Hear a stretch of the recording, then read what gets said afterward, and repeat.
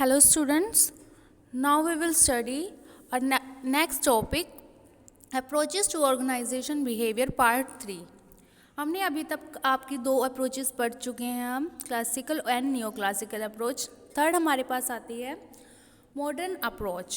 Modern approach to management was developed around 1950। This approach is an improvement upon both the classical and neoclassical approach to management। It refers to that approach of management which indicates further refinement, extension, synthesis of the classical and neoclassical approach to management।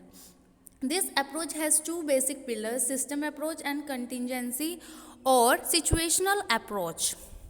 जो modern approach है ये new classical और classical approach की improvement के बाद आई है। इसके हमारे पास टू पिलर्स हैं, system approach and contingency approach.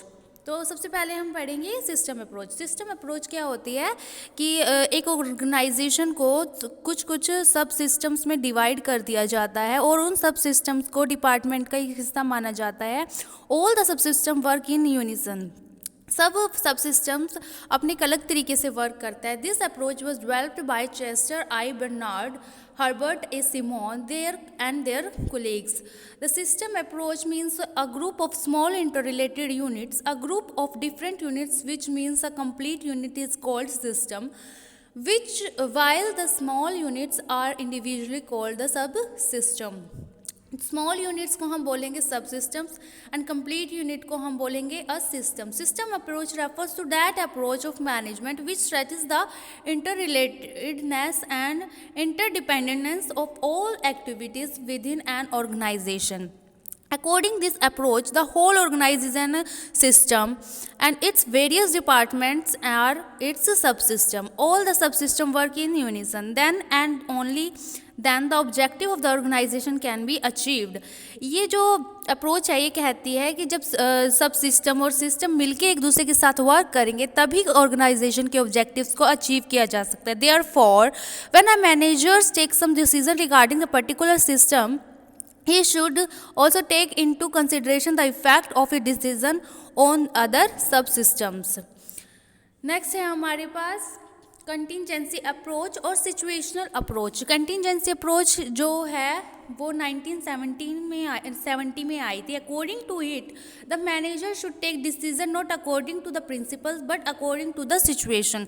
कि मैनेजर को सिचुएशन के अकॉर्डिंग प्रिंसिपल्स या डिसीजन लेने चाहिए, ना कि किसी प्रिंसिपल और किसी मैनेजरियल एक्टिविटी या फॉर्मूला के according. It means that there can not be any single principle, formula, managerial activity which can be situational suitable in all the situations. कि ऑल द सिचुएशंस में सभी सिचुएशंस में एक principal work नहीं करता तो सिचुएशन के हिसाब से आपको अपने प्रिंसिपल्स चेंज करने पड़ेंगे। It means that there can not be any single principle. Its chief reason is to constantly changing nature of the environment। It refers to that approach of management which suggests that the task of manager is to try to identify which technique will in the particular situation best contribute to the attainment of managerial goal।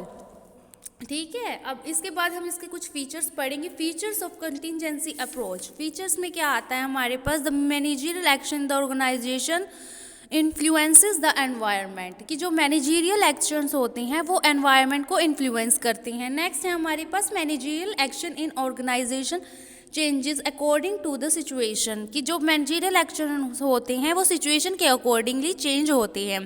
There is essentially a coordination between the organisation and environment. कि environment में जो coordination होता है वो organisation और environment के बीच होना चाहिए, तभी एक ऑर्गेनाइजेशन के गोल्स क्या हो सकते हैं, अचीव हो सकते हैं, जिसके बेसिस पे ये हमारी कंटिजेंसी अप्रोच बनाई गई है। इसी के साथ हमारा ये वाला चैप्टर ख़त्म होता है अप्रोचेस के साथ। और सिग्निफिकेंस हमने पिछली वीडियो में कर लिए हैं, ठीक है। और इसके साथ हमारा first chapter of organisation behaviour complete होता है। अगर आपको कोई भी डाउट है इस चैप्टर से रिलेटेड या कुछ भी, आप व्हाट्सएप पे मैसेज करके पूछ सकते हैं, ठीक है बच्चों। Thank you.